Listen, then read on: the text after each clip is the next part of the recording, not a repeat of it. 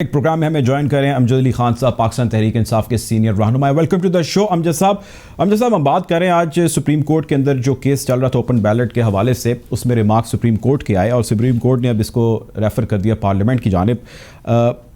ये secret ballot के ज़रिए अब इंतखाब होता दिखाई दे रहा है।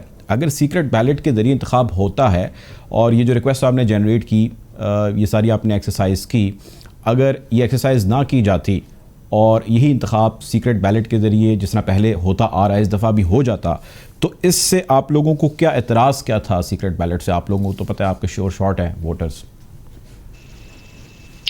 बिस्मिल्लाहिर्रहमानिर्रहीम।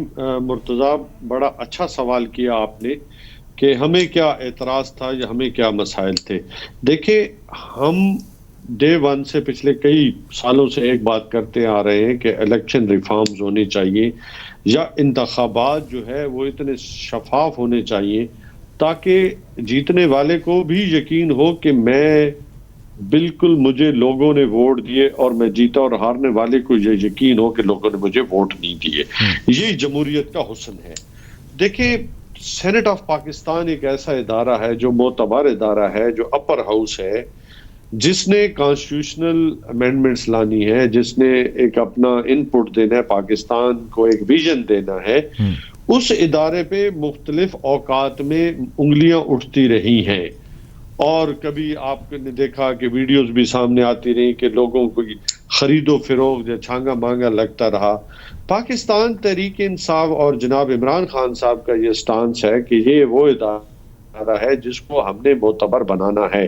तो इसके हवाले से हमने कोशिश की, काविश की कि जी ऐसे इंतखाबात जो है ऐसे शफाफ तरीके के साथ हो ताकि जो भी सेनेट ऑफ पाकिस्तान का मेंबर बने उसे यकीन हो कि मैंने किसी को पैसे दिए बगैर मुझे वोट मिले हैं और कोई हार्स ट्रेडिंग ना हो सके। तो हमने ये जो गेंद है ये अपोजिशन के कोर्ट में फेंकी और अपनी पूरी काविश की कि ये इंतखाबात जो है वो मुतनाज़ा ना हो।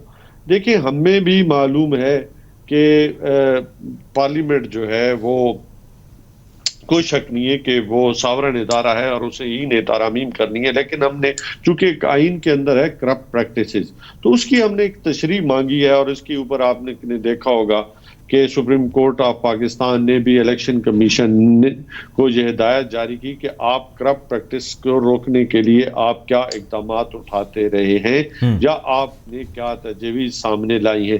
तो देखिए, सुप्रीम कोर्ट का फैसला जो है वो सामने आ चुका है, इसमें कोई शक नहीं है, लेकिन फिर भी हम ये कहना चाहेंगे अपोजिशन को कि काश कि वो सिर्फ मुखालफत बराए मुखालफत की सियासत छोड़ के, लेकिन ऑपोजिशन इस पे ऑपोजिशन ये कहती है कि आपको ये ख्याल पहले क्यों नहीं आया हुकूमत को? अब एन जो है वो मौके में इनको ये ख्याल आ रहा है, पहले इलेक्शन हुए, चेयरमैन देखिए पहले जब बात की बात नहीं है, बात ये है असूल की बात ये है, क्योंकि हम ये समझते हैं कि इस इदारे को मोतबर होना चाहिए और इसके इंतखाबात को शफाफ होना चाहिए। बात सिर्फ तो वो यही कह रहे हैं ना कि ये पहले हो सकता था। देखिए, अब मुझे आप बता दें मुर्तजा, आप बता दें कि हमारी मतलब इन्होंने खुद जो COD में डाला, इवन सुप्रीम कोर्ट के रिमार्क्स भी आए कि अपने मुआहदे से खुद ही फिर ये हट गए। तो देखिए, असल बात ये है कि ये वो अपोजिशन है जिसका जाती एजेंडा है, इनका कोई पाकिस्तान का एजेंडा नहीं। अभी अगर ये रोडों पे जब निकले हुए थे सर्कस लगा के, मुझे बताएं कि अगर कोई इन्होंने रिफॉर्म्स की बात की, इन्होंने कोई इकोनॉमी के ऊपर कोई रिफॉर्म्स की बात की, इनका सिर्फ एक ही एजेंडा है कि हमें अपना माल छुपाना है, अपनी जान बचानी है और किसी तरीके के साथ हम जो है वो दंगा फसाद करते नजर आए।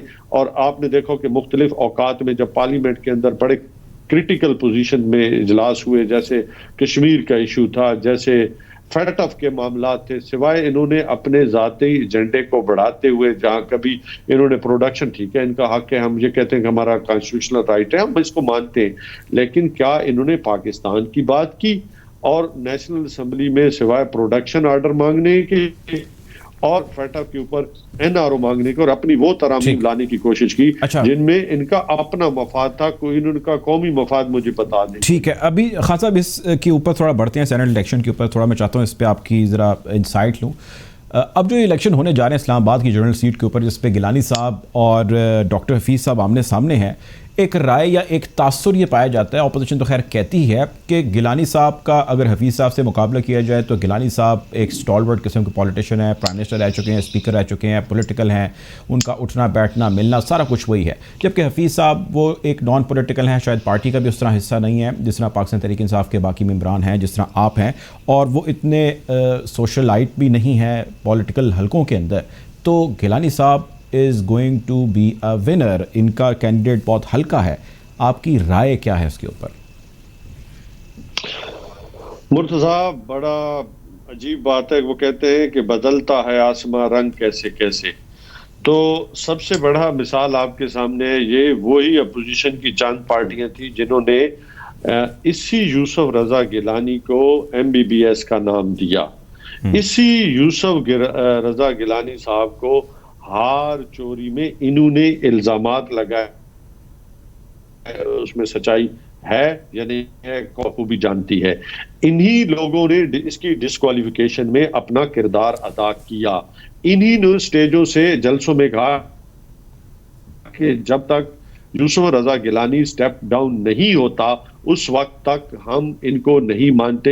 इनकी जो है गवर्नमेंट जो है वो खिलाफे कानून ये बैठे हैं और इनको सजा हो चुकी है।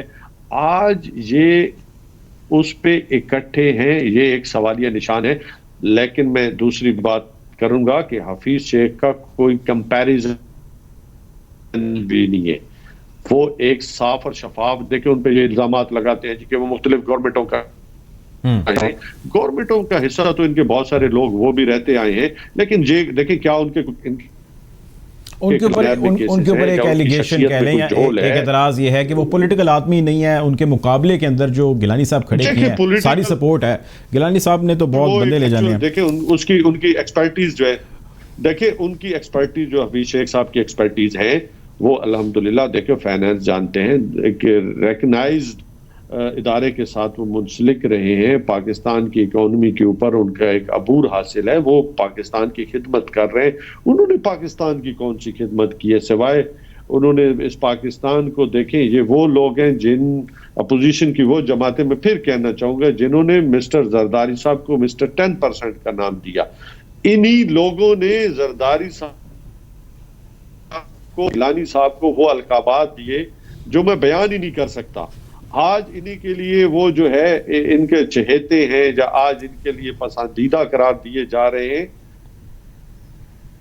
ये अलग बात है। ठीक है, अच्छा चलें सर आगे बढ़ते हैं। मैं आपसे आखिरी सवाल कर रहा हूँ, बड़ा आपसे इस पे एक मुफस्सल जवाब चाहिए। फैसल वाडा साहब की सिलेक्शन को लेके बड़े एतराज़ात हैं विद इन द PTI, और PTI खैर इंटरनल बहुत सारे PTI के प्रॉब्लम चल रहे हैं, उसकी डिटेल में फिर कभी आपसे बात करेंगे। मुझे फैसल वाडा साहब के बारे में थोड़ा सा अपनी एनालाइज कीजिएगा, उनकी टिकट मिलने को कैसा देखते हैं आप? देखिए मैं इसे कोई नेगेटिव साइन नहीं देखता। अच्छा, मैं सिर्फ पॉजिटिव साइन देखता हूं कि पार्टी के अंदर देखिए डिबेट है, पार्टी के अंदर कोई मार्शल लॉ नहीं है, और जहां पे मार्शल लॉ, जब हेल्दी डिबेट हो, फॉर एंड अगेंस्ट कमेंट्स आ रहे हो, मैं ऐसे को बुरा साइन नहीं समझता, चाहे कुछ लोग इसको कोई नाम दे। लेकिन हमारे लीडर में जो सबसे बड़ी बात है कि वो सबकी सुनते हैं, बाज़ औक़ात बड़ी बहस व तमीज़ होती है, लेकिन ये अच्छा साइन है क्योंकि वो जमहूरियत पे उनका यकीन है और हमारा भी यकीन है। मैं लेकिन सर फैसल वाडा साहब की जो सिलेक्शन है, ये बात देखिए आप ये जानते हैं कि फैसल वाडा साहब दोहरी शरीयत के हामिल थे। फैसल वाडा साहब ने गलत बयानी की। जी प्लीज, मैं अपनी बात करूंगा, मैं सबकी बात करूंगा। खान साहब के जो फैसले, पार्टी के फैसले, पार्लिमानी बोर्ड के जो फैसले हैं, उस आप देखना तमाम पार्टी खान साहब के, जब कुछ दिन है ना, 3 तारीख को रिजल्ट आ जाने का ना, आप देख लेंगे कि तमाम पार्टी खान साहब पार्टी के फैसलों और पार्लिमानी बोर्ड के फैसलों के साथ खड़ी नजर आएगी। एक भी बंदा मुझे ऐसा नहीं मिला, अपना दोस्त पार्लिमानी जो मेरा कुलीग हो, जिसने कहा होगा कि मैं वोट नहीं देता। डॉक्टर आमिर लियाकत ने सर कहा है कि मैं वोट नहीं दूंगा। ये अलग डॉक्टर आमिर देखिए- हमारे शो में आए थे, उन्होंने आगे कहा था कि जी मैं वोट नहीं दूंगा। देखिए आमिर लियाकत भाई, मैं आपकी पार्टी के देखिए, हैं सर, उन्होंने सीनियर बंदे कहा है हैं। ना, उन्होंने खिलाफ किया तो नहीं, मैंने कहा उन्होंने ये तो नहीं कहना कि बिल्कुल नहीं दूंगा। देखिए जब थोड़ा 3 सा दे तारीख देंगे आएगी वोट। सब इमरान खान के फैसले के साथ आपको खड़े नजर आएंगे, ठीक है, पार्टी के साथ खड़े नजर आएंगे। चले ठीक है जी, बहुत शुक्रिया जी। अमजद अली और खान साहब इसमें हमारे साथ कोई मौजूद थे, दूसरी पाकिस्तान राय भी तहरीक नहीं है। इंसाफ के सीनियर रहनुमा, बहुत शुक्रिया आपके वक्त का।